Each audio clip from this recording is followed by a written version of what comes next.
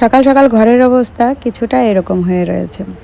আসলে কি বলতো, বৃষ্টির সময় তো ঠিকঠাক মতন জামা কাপড় শুকায় না, তো ভেজা জামা কাপড়গুলোকে এই খাটের ফ্রেমে নেড়ে দিতে হয়। সারা রাত ফ্যান চললে বেশ ভালোই শুকিয়ে যায়। আজকে যেগুলো নেড়েছিলাম সমস্ত জামা প্যান্ট, বাবুর যেটা ছিল, আমাদের জামা কাপড় যা ছিল সব শুকিয়ে গিয়েছে, তো সেইগুলো বাইরে রেখে এসেছি, পরে আমি ভাঁজ করে ফেলবো। এখন আমি এই বেড কাভারটাকে চেঞ্জ করে ফেলবো, কারণ হচ্ছে বেড কাভারটা নোংরা হয়েছে। যেহেতু মাটির ঘর, 2-3 দিন বেড কাভার পেতে রাখা মানে একটু মানে খুবই কষ্টকর হয়ে যায়, দেখতে একদমই ভালো লাগে না। আর একটু নোংরা হলেই মনে হয় না যে এই বিছানা চাদরের উপরে বসি, এতটা বাজে লাগে। তো এখন বেড কাভারটা চেঞ্জ করছি। চেঞ্জ করতে করতে আমার ঘরের মধ্যে এই যে শালিক পাখি চলে এসেছে, যেটা প্রত্যেক দিন আমাদের বাড়িতে আসে। আর দিনে মানে যতবার ওদের খিদে পায় ততবার ওরা আসে, ওদেরকে খাবার দিই। এখন মনে হচ্ছে আস্তে আস্তে করে ওদের সাহসটা একটু বেড়ে যাচ্ছে, একটু কাছাকাছি আসার চেষ্টা করে। আজকে প্রথমবার ঘরের মধ্যে ঢুকেছে, এর আগে কিন্তু রান্নাঘরে মাঝে মধ্যে ঢোকে, একটু আমাকে ভয়ও পায়।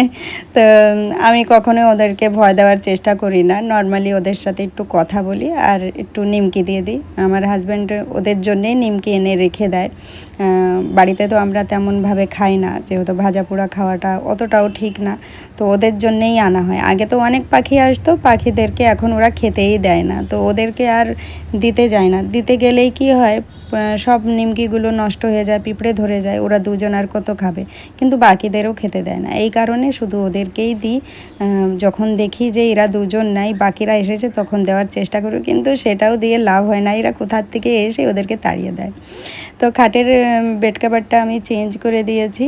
আর এখন হচ্ছে এই টেবিলটা একটু গুছিয়ে নেব। বই খাতাতে ভরে গিয়েছে, ছোট বোনেরও বই খাতা এতে আছে, আর ঋষিকারও আছে। তো যেগুলো ছোট বোনের সেটা আলাদা করে রাখছি, আর যেটা ঋষিকার সেটা আলাদা রাখছি। ছোট বোন এখন ইউপিএসসি নিয়ে পড়াশোনা করছে, তো ওর বইগুলো একদম আলাদাই রাখছি, নাহলে খুঁজতে গেলে ওরা পুরো এলোমেলো করে ফেলবে। ফার্স্ট পেমেন্টের ভিডিওতে রাজিয়া খান কমেন্ট করেছো, কংগ্রাচুলেশন, খুব ভালো লাগলো, টাকা পেয়েছো। খুব কষ্ট করে আমরা ভিডিও বানাই, এত কষ্ট করি, অনেক লোকের অনেক কথা শুনতে হয় গো। সত্যি গো, কেউ এই কষ্টের দাম দিতে চায় না, তখনই খুব কষ্ট লাগে। যদি কেউ মুখে মুখেও সাপোর্ট করে তবুও কিন্তু আমরা অনেকটা মনোবল পাই, কিন্তু সেটা আর কেউ করতে চায় না। অনেক দিন পর একটা ভিডিও একটু পথে চলছে, তো খুবই ভালো লাগছে, আর খুব সুন্দর সুন্দর সবাই কমেন্ট করছো, সবাইকে অসংখ্য ধন্যবাদ। তো সঙ্গে পূজা বোন কমেন্ট করেছো, আচ্ছা দিদি একটা কথা, তোমার তো রেলের জায়গার পাশেই থাকো, তাহলে কি তোমাদের জায়গা কি রেলের জায়গার মধ্যেই পড়ে গেছে? আমার ঘরের কিছুটা অংশ রেলের জায়গার মধ্যেই, যেমন আমার রান্নাঘরটা, যেটা গ্যাসের রান্নাঘর, ওই জায়গা থেকে শুরু করে কিন্তু পুরো রেল অবধি তো রেলেরই জায়গা, বাকিটা রেজিস্ট্রি করা জায়গা। তো যদি কোনো দিন কোনো কাজও হয় বা আমাদের সরতে হয় তো কোনো অসুবিধা হবে না। আর এই যে ঘরে আমার টিনের ঘর, মানে যে পুতায় আমাদের টিনের ঘরটা রয়েছে, এটা সরাতেও অসুবিধা হবে না। আর এখানে তো আমি যদি জীবনে কোনো দিন একটা পাকা ঘর দিই, তো এখানে এই পুতায় দেব না, সেটা সরিয়েই দেব। কারণ হচ্ছে কখন সরকার কোন কাজ করবে সেটা তো বলা যায় না, এই জন্য সরকারি জায়গা থেকে একটু দূরে থাকাই ভালো। কোনো রকম থাকছে এটা ঠিক আছে, কিন্তু পুরোপুরি থাকাটা তো একদম ঠিক হবে না। অনেকেরই দেখছি যে রেলের জায়গাতেও ঘর বাড়ি বানিয়ে নিয়েছে, যখনই সরকারের থেকে আদেশ হবে বা নোটিশ আসবে তখনই কিন্তু খুব কষ্টকর ব্যাপার হবে, কেননা একটা ঘর বাড়ি দিতে অনেক কষ্ট লাগে, অনেক পরিশ্রম করে টাকাটা উপার্জন করতে হয়, তারপর কিন্তু মানুষ একটা ঘর দেয়। তো এইসব ব্যাপার নিয়ে মানুষকে একটু ভাবতে হয় যে সরকারি জায়গায় এরকম কিছু করব না, যে যাতে পরে গিয়ে আমাদের কষ্ট হবে। তো সেই কথাটা ভেবে রাখি। আর যাই হোক, যা হবে পরে দেখা যাবে, এখনও তো কোনো অসুবিধা হচ্ছে না, আর আমাদের কোনো টেনশনের ব্যাপার নেই, যেহেতু রেজিস্ট্রি করা যায়। তোমাদের সাথে কথা বলতে বলতে দেখো আমার ঘর গোছানো হয়ে গিয়েছে, তারপরে স্নান করে জামা কাপড় নেড়ে চলে এসেছি চুলটাকে আঁচড়িয়ে নিতে। সুপ্রিয়া সিংহা বুনু কমেন্ট করে জানতে চেয়েছো যে আমার হাজব্যান্ড কি কাজ করে। তো আমাদের টোটো গাড়ি আছে, তো ওই টোটো গাড়িটাই চালায় আমার হাজব্যান্ড। আদ্রিজা কুকিং আইডি থেকে দিদি ভাই কমেন্ট করে বলেছো খুব ভালো লাগলো বোন তোমার ভিডিও। থ্যাংক ইউ দিদি ভাই, তোমরা আছো বলেই আমি আছি, না হলে কিন্তু অস্তিত্ব আমার কিচ্ছুই না। তোমরা এভাবে যদি পাশে থাকো আমি আরও সুন্দর সুন্দর ভিডিও করে তোমাদের সামনে প্রস্তুত করতে থাকবো। রিপা পদ্মার বোনও কমেন্ট করেছো খুব সুন্দর ভিডিও দিদি। তো তোমাকেও বোনু অনেক অনেক ভালোবাসা, তোমরা বাস এইভাবে আমার পাশে থেকো, আর কিচ্ছু চাই না। তো এখন এই যে ভালো করে চুল আঁচড়িয়ে সিঁদুর পরে তারপর চলে যাব রান্নাঘরে। কাজ করতে করতে অনেকটা খিদেও পেয়ে গিয়েছে, তো একটু চা খেলেই আমার খিদেটা যাই হোক চলে যাবে। সকালবেলা তো খালি পেটে ওষুধ খেয়েছি, ওষুধ খাওয়ার পর না বেশিক্ষণ থাকা যায় না, মনে হয় কি কিছু একটা খেলেই ভালো লাগে, কিন্তু এই সকালবেলার সমস্ত কাজ বাজ না কমপ্লিট করলে না আর মন চায় না যে খাই। মনে হয় কি সমস্ত কিছু কমপ্লিট করে রিল্যাক্সে বসে খাবো, একটু আরামের দরকার আছে। খাওয়ার সময় যদি ওই তাড়াহুড়া থাকে তখন আর ভালো লাগে না। তো এই কারণে এখন আমি সমস্ত কাজ বাজ কমপ্লিট করে স্নান করে তারপরেই গিয়ে কিন্তু আমি আমার জন্যে কিছু একটা করে খাই। আজকে পূজায় একদম সকালবেলা আদ্রিজার জন্য টিফিন করেছিল, যেটাকে লিট্টি বলে। তো এটা রুটি টাইপের লিট্টি করেছিল। তো যেহেতু ডায়েটে থাকি খুব বেশি খাই না, তো সবার জন্য একটা একটা করেই আদ্রিজার জন্যই বেশি করেছিল। তো লিট্টির মধ্যে ঘি না দিলে কিন্তু এটা অসম্পূর্ণ ভালো লাগে না। তো লিট্টিটা আমার খুবই ফেভারিট, আর বেশি বেশি ঘি দিয়ে খেতে আরও ভালো লাগে। তো বোনের জন্য একটু চা করেছি, বোনকে চা দিয়ে দিয়েছি, আমিও চা খেয়ে নিচ্ছি।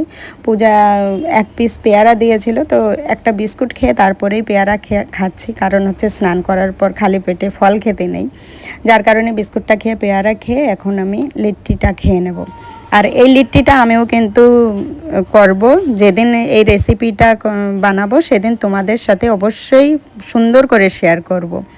তো লিট্টি খেতে খেতে আরেকটা কমেন্ট মনে পড়লো, টুসি খাতুন বোনু, আমি একটা শর্ট ভিডিওতে বলেছিলাম আপ্পে খাচ্ছি। তো আপ্পেটা হচ্ছে সাউথ ইন্ডিয়ানের একটা ডিশ, যেটা কি আপ্পে একটা সাজ পাওয়া যায়, যেরকম আমাদের পিঠের সাজ পাওয়া যায় ওই রকম নন স্টিক একটা আপ্পের সাজ পাওয়া যায়। তো ওটাই হচ্ছে পূজা করেছিল, এটা সাউথ ইন্ডিয়ানের ডিশ। তো খেতে ভীষণই ভালো লাগে, এমনি আমার সাউথ ইন্ডিয়ান খাবারগুলো খুবই পছন্দের খাবার। তো খেয়ে তারপর এই যে চা খেয়ে নিচ্ছি। আর চাতে আমি চিনি খুবই কম দিই, মানে মিষ্টি নায়ের সমান দিই, কারণ চিনিটাই তো বেশি ক্ষতি করে, যার কারণে আমি চিনিটা খুব কম দিই। আমি গুড় দিয়ে অনেক কয়েকবার চা খাওয়ার চেষ্টা করেছি, কিন্তু গুড় দিয়ে না মানে ভালো লাগে না, দুধ চা একদম বাজে লাগে, তো যার কারণে একটু চিনি দিয়ে করি। তারপর হচ্ছে আমার ঝামেলার কাজ, এই ঝামেলার কাজটা হচ্ছে মোচা কাটা, যেটার জন্য অনেকটা সময় লাগে। তো মোচার যে রেসিপিটা আছে ওটা আমি শর্ট ভিডিওতে করে রেখেছি, এই ভিডিওটার পরে আমি ওটাও আপলোড করে দেবো। তো তোমরা দেখে নিও যারা যারা দেখতে চাও। আর মোচা কেটে তারপর হচ্ছে রান্না বসিয়ে দেবো। আজকে শুধু একটাই রেসিপি করব, আর কিছু করব না। পূজা মনে হয় করছে আজকে শাকের ঝোল, আর পাশের বাড়ির দিদি ভাই তো যা রান্না করে তাই দেয়, এই জন্যে আমাদের দুপুরবেলা না অনেক কিছু হয়ে যায়, যার কারণে ভাবলাম যে বেশি কিছু রান্না না করে আমি শুধু এই মোচাটাই রান্না করি। রুই মাছের মাথা দিয়ে মোচার ঘন্ট আমার কিন্তু ভীষণই পছন্দের খাবার, কিন্তু ওই যে কাটতে ভীষণই কষ্ট হয়। তো কষ্ট হলেও করি, কারণ যেহেতু ভালো খাই। অনেকে এমন কিছু আছে যেটা খুবই কষ্ট হয় কাটার সময়, কেটে বেছে রেডি করা এ সমস্ত করতে কষ্ট হয়, কিন্তু খেতে ভীষণই ভালোবাসি। তো আমি সেইগুলোও টাইম বার করে ঠিক করেই ফেলি। তো রান্না বান্নার পর যতগুলো চায়ের থালা বাসন ছিল আর রান্না করার সময় যেটা দুই একটা নোংরা হয় সেটা সমস্ত কিছু মেজে ঘষে নিচ্ছি। আর হাজব্যান্ডও কিছুক্ষণের মধ্যে চলে আসবে, তো ও আসার আগে আগে এই কাজগুলো যদি হয়ে যায় একদম মানে রিল্যাক্সে থাকি। কারণ হচ্ছে ও আসলে না এই মানে যত থালা বাসন নোংরা হয় এগুলো মাজতে পারি না, কারণ ওর সাথে বসে খেতে হয়, একসাথে বসে খাওয়ার অভ্যাস আছে। তো তখনই কি হয়, খাওয়া দাওয়ার পর এতগুলো থালা বাসন ধুতে আমার মনে হয় কষ্ট হয়ে যায়, যার কারণে আমি চেষ্টা সব সময় করি যে ও বাড়ি আসার আগে যেন আমি এইগুলো করে ফেলি। তো রান্না বান্নার পর থালা বাসন ধোয়ার পর রান্নাঘরটাকে পুরো ক্লিন করে নিয়েছি। আর প্রত্যেক দিনই আমি এই করি। রান্না বান্নার পর এইভাবে রান্নাঘরটাকে ক্লিন করে রাখি, সমস্ত কিছু গুছিয়ে গাছিয়ে রাখি। খাওয়ার সময় কোনো টেনশন থাকে না, খাওয়ার পর দুই একটা যেটা থালা থাকে সেটা ধুলেই হয়ে যায়। তারপর হাজব্যান্ড চলে এসেছিলো, দিদিভাই দিয়েছিল মাছের তেল, আর আমি রান্না করেছিলাম মোচার ঘন্ট, আর পূজা করেছিল কুমড়ো শাক। তো এই ছিল দুপুরের খাবার। কুমড়ো শাকটা যেহেতু লোহার কড়াইতে রান্না করেছে তাই কালো কালো, ওটা দেখে কেউ কিচ্ছু বলো না। যাই হোক, ভিডিওটাও এখন শেষ করছি। চলো ফিরে দেখা হবে নেক্সট ভিডিওতে। সবাই